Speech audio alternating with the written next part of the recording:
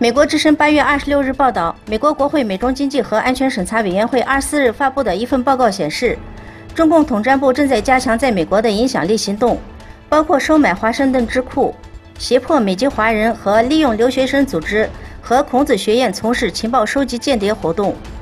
实施这个影响力行动的是中共中央委员会的一个机构统战部进行的。统战部雇佣了数万名特工间谍，他们试图通过公开和秘密行动来推动中共党在国外的政策。中共政府在占领的新疆维吾尔自治区东突厥斯坦哈密地区拆除了市区的清真寺，没有被强拆的清真寺塔尖上的月牙被拆除。政府部门安排人员24小时看守，18岁以下人员不准入内。中共政府用14天时间将新疆昌吉州玛纳斯县一座大型回民清真寺强行拆除。近年来，中共当局对新疆穆斯林的各种限制不断加强。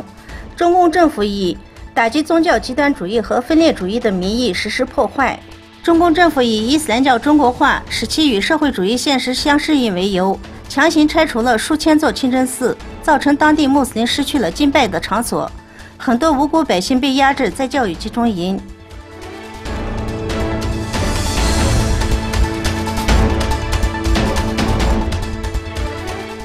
在孟加拉国边境避难的若开邦穆斯林抗议缅甸军队的系统性种族灭绝和暴力行为，在军事干预周年之际举行了抗议活动。成千上万的阿拉干穆斯林难民在世界上最大的难民营孟加拉国高举抗议横幅，要求伸张正义。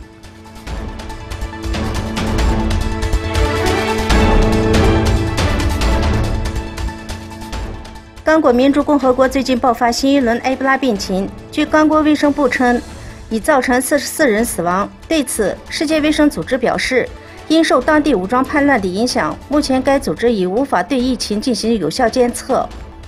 联合国新闻网报道，此轮疫情已于8月1日在刚果北极5省爆发，截止8月16日，已发现确诊病例51例，其中有44人已经死亡。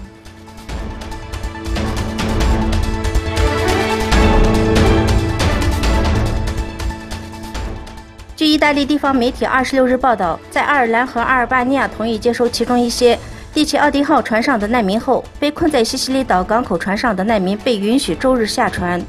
阿尔巴尼亚不是欧盟成员国，却是第一个为20名难民提供避难场所的国家。